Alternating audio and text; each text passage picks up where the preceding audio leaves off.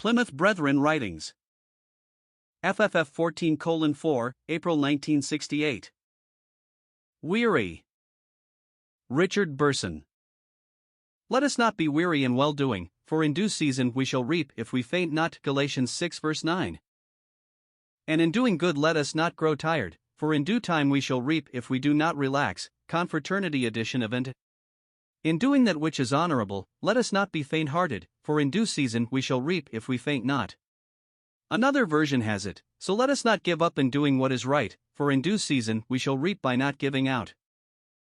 It is a good thing to stop and ask oneself just what makes me weary in well-doing? Is it because I have too much sympathy for myself? Is it because I have been listening to others who tell me to give up well-doing? Perhaps it is an attitude I have taken toward well-doing, an attitude of resignation.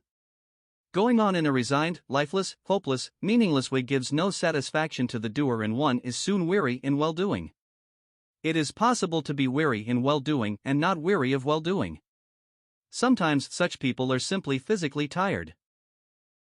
Some people are tired of well-doing as such because of the way they began it. Remember that spiritual warfare takes spiritual energies. The very worst thing that can happen to a believer is to attempt to carry on God's work in his own energy. You will soon become weary of well-doing if you are doing all in your own strength.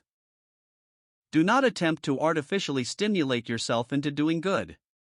Some folk have done this to their detriment. It is a dangerous and uncertain thing to run on emotions.